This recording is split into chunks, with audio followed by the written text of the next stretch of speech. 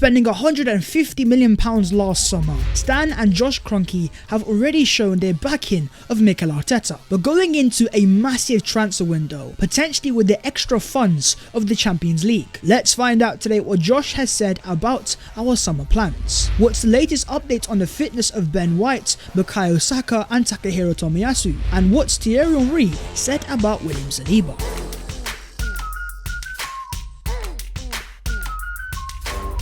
Yo, what is going on, guys? My name is Barris14 and welcome back to your boys channel. Today we are back again with all of the latest Arsenal news, so if you guys enjoy, make sure to go down there, smash a like, subscribe to the channel if you are new, because don't forget that we are on the road to 90,000 subscribers. But let's get into the Arsenal news, and starting off with an interview from the Arsenal owner Josh Kroenke. Mr. Be Excited himself has been in the news once again, as in the latest Arsenal fans forum he's given some quotes going into our next summer transfer window, saying that we've got plans in place to continue to strengthen the squad. Now having matchday revenue and having fans back in the stadium has been great. We will continue to provide whatever support we can for Mikel and continue to push our squad forwards to achieve our goals. Now the goal for this season of course is the Champions League, but going into the future it doesn't end at the top four, as Arsenal's long-term aspiration according to Kroenke is that, as he says, he wants the club to be fighting for the biggest prizes again. So despite Arsenal being this close to achieving this season's goal, next season the goal is to go bigger and to go better. It means that massive funds are going to be available. The reason why Arsenal fans should technically be excited is because what Mikel Arteta can do in this next transfer window is gargantuan. Any player that Arsenal want to sign, Mikel Arteta can go to them and say to them, come to Arsenal, play in the Champions League, play in London, play alongside the talents of Martin Odegaard, Bukayo Saka, Emil Smith-Rowe, and these young super talents across Europe will see that and see Arsenal as a club that they can go to, improve and develop as players under Mikel Arteta. But talking about massive signings, according to Sports Bild in Germany, Arsenal are making serious efforts to land Bayer Leverkusen winger Moussa Diaby. The 22-year-old has 16 goals and 13 assists for the German club this season, but he would command a fee in the region of €75 million. Now 16 goals and 13 assists is amazing, but for €75 million, I don't see this transfer happening. Now who is Moussa Diaby? Well, as it says, 22 years of age, a full French international. He is a tricky, pacey winger playing on the right and left hand side. Excels when it comes to goals and assists, but also dribbling, pass completion rates. As many reports have already confirmed, Arsenal have key targets in terms of the forward area, and they want to sign two forward players, with one being an out and out centre forward and other being a wide forward. Now in terms of that wide forward, I think it's quite obvious that Arsenal's main target is going to be Gabriel Jesus, who would give Arsenal elite squad depth in all positions, the experience of a Premier League winner, and a player entering the peak of his powers, only for £35 million, half the price tag of a Moussa Diaby. But on top of that, also going into the centre forwards, the key target for me, I believe, might be Napoli's Victor Osimhen, with a lot of key reporters already confirming that Osimhen is one of Arsenal's top targets in the next transfer window. So with Osimhen and Jesus kept in mind and other targets as well, I just don't see Arsenal spending €75 million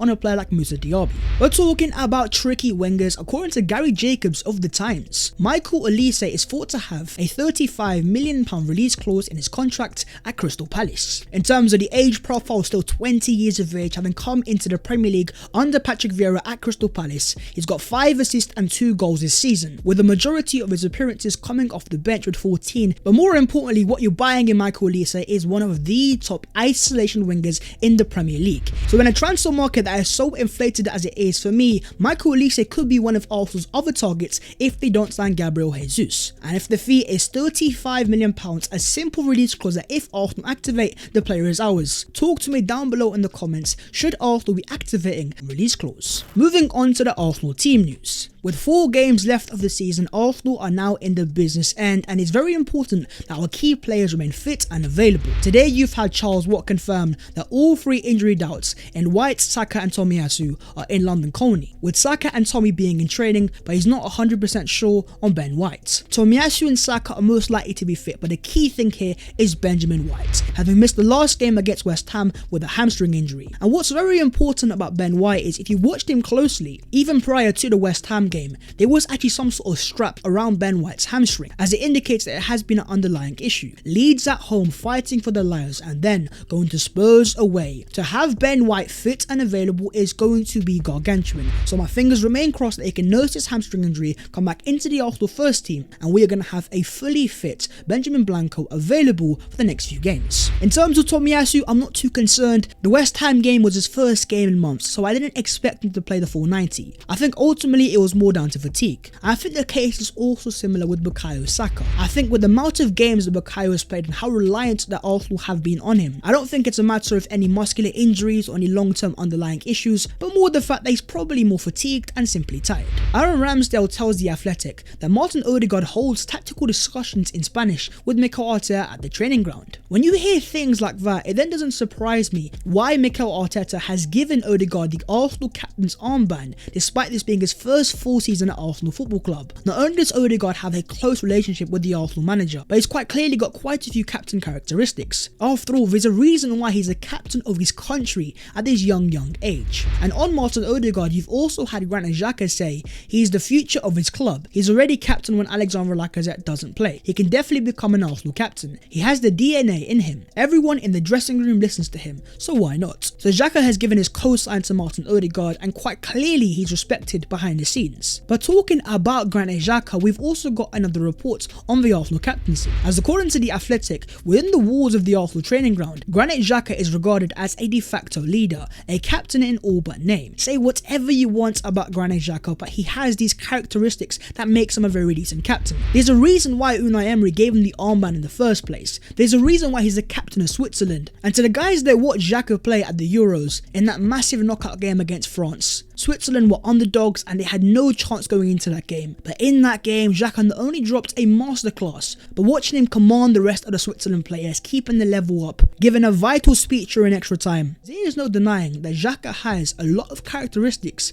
which makes him a decent captain. But of course, with him and the Arsenal captaincy, there is a bit of a dodgy history, so talk to me down below in the comments. Do you believe that Arsenal could give the armband back to Granit Xhaka? Or are you happy for Martin Odegaard or Kieran Tierney to receive it instead? And moving on to the other Arsenal news today. And starting off with let's go to France, let's go to Marseille, and let's go to William Saliba. As the on loan Arsenal defender, Saliba has been nominated for the Ligue 1 Young Player of the Year in their end of season awards. The French excellence of William Saliba strives once again. He's now a full French international, has far more vital experience of playing at a top high pressure level, and now he's up there with the nominations of the Young French Player of the Year award. But when Thierry Henry was asked on Saliba's situation at Arsenal, he says, "I think it's a real shame. He was sent away without even being able to make a mistake. He didn't have a chance to prove himself." Now in some ways you could agree with Thierry that Saliba has been treated unfairly at Arsenal, but on the other hand, should we hold back our judgments? Because technically speaking, as long as Arsenal brings Saliba back into the Arsenal team going into next season, since signing for Arsenal he would have gone to 3 different loans, he would have improved as a player, gained vital experience, playing first team regular minutes week in week out, which let's be honest is not guaranteed at Arsenal Football Club. Comparing to what Arsenal signed back in 2019, what we have now is a far more well-rounded, experienced and better player, more ready to come into the Arsenal first team. Then going into the next few years, if we see Saliba thriving in an Arsenal shirt, potentially we'll look back at the loans and say, you know what, that made a lot of sense. But what do you guys make of the quotes from Thierry Henry saying that Saliba has been treated unfairly at Arsenal Football Club?